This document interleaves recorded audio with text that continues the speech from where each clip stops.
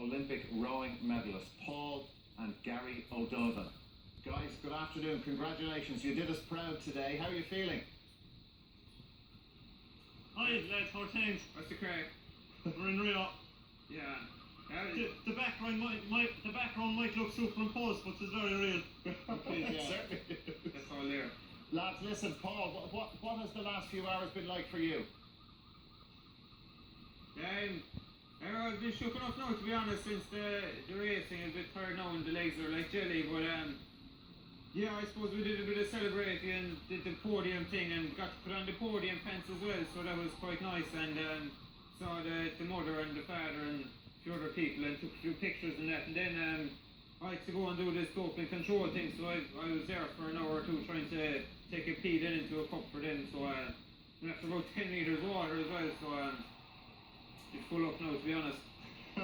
Yeah, he's had a great crash, but anyway. Yeah, he's been busy there. I was running around having a great time, signing photographs and autographs and taking pictures, and it's all well and good, you know.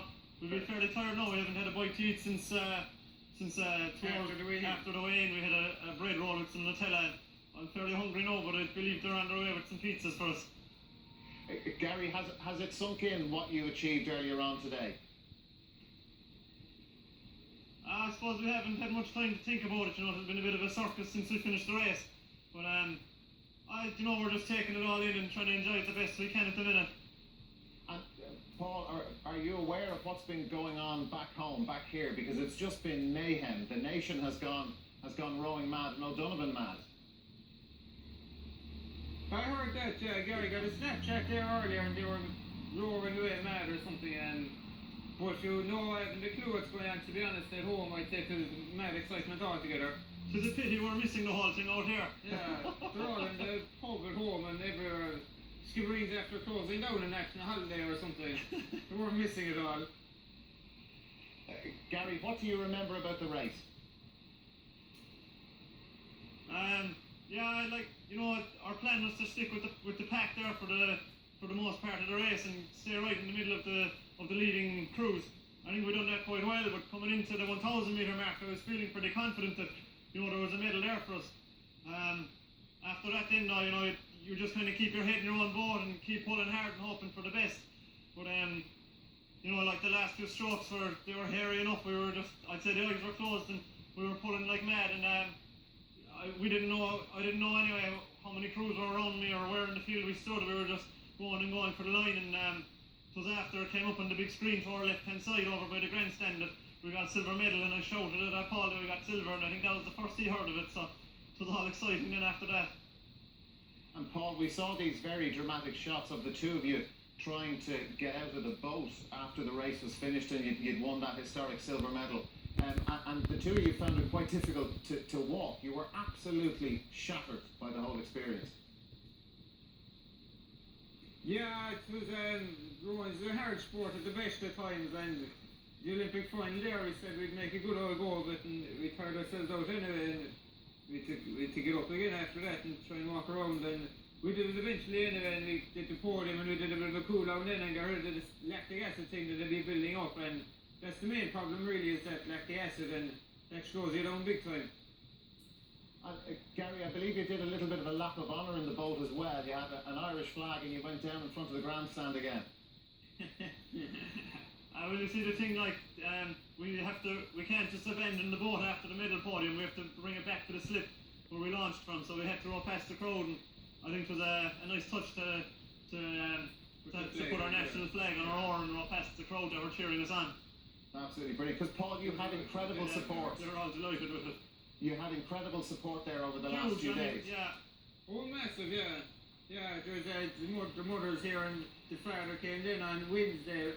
But you see the race got delayed until Thursday. He was due to miss the semi on Wednesday, but to put on Thursday then, he was after arriving then, so he caught that. And there's a lot of friends as well. And the cheer we got when we were walking onto the medal ceremony was absolutely incredible. You wouldn't think we were how many kilometres from Ireland at all with the amount of noise they made. Yeah, because we're actually looking at pictures of the medal ceremony now, Gary. Like, your memories of that, because it was just dream come true for both of you. Yeah, we just took it all in, and we were relaxed and cool and took it easy and enjoyed the whole lot. And you know, there was a huge crowd there, and the tricolour was going up on the flagpole. It was just incredible. Yeah, we never jumped to the silver medal really. Since No, the it gold. was gold, but to be on the podium at all, Isn't it bad, it Charles? was unbelievable. Yeah. Yeah. Well, Paul and Gary, I'm delighted to have in studio here with us Niall O'Toole and Neville Maxwell. And guys, you know, when we look at these pictures, I know you want to have a word with the two fellas as well. Niall, do you want to go first? Because you know, we talk about the rowing community, but for you guys, it's very much a rowing family, isn't it? Very much. I mean, guys, congratulations. I mean, you've no idea what it means to the likes of the rowing community back here. I mean, you've just done us such a huge honour. And guys, I can't say enough about you guys. You've been immense for the sport, immense for your club, your country. You know, I was crying most of the day, and I genuinely mean that, because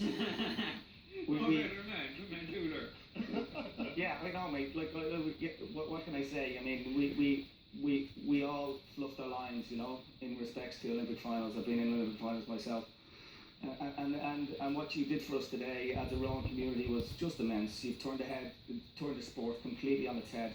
No one will ever step into the boat and feel the same again. Nobody will ever step into a boat and feel that they can't achieve everything, and including Olympic medals. I'm immensely proud to know you guys, and I'm immensely proud,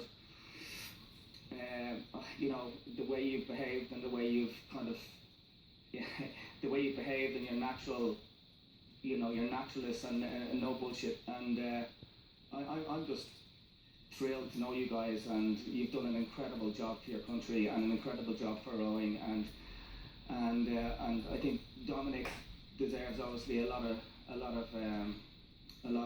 acknowledgement as well.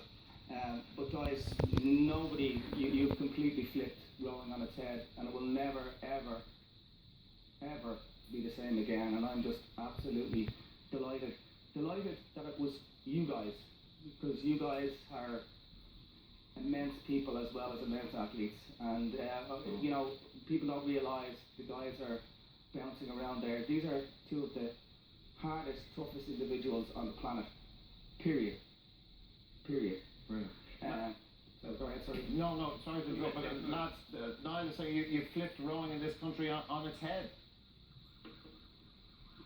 I'm sure it was no harm at all, because it was in a bad way there for a spell. Well, Joe Tuller got the ball rolling there back in 1991 or something. He won a world championship, and he had the fourth place finished in the four in Atlanta, and John Neville himself has been a world champion, and I suppose we're just kind of happy to be able to take over from them and push it another step now further onto the Olympic podium. And I suppose what's left next is to get in the top step of the podium now. So we're going to give it a go in Tokyo, and if not, maybe we'll have inspired someone else to take it on in the future.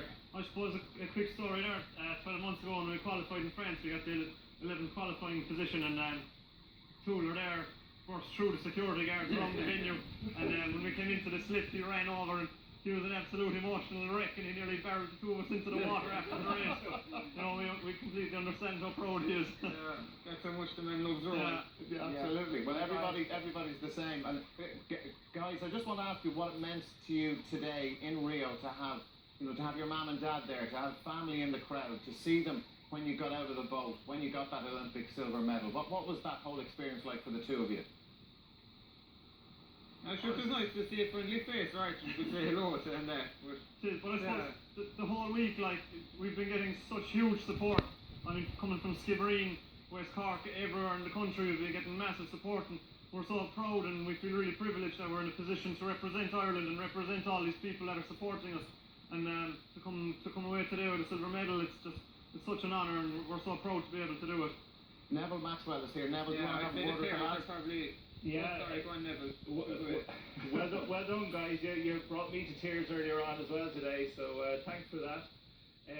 Again, I just want to say, you know, just to go on from what Niall has said, you've brought it to another level in that you've now Olympic medals are achievable.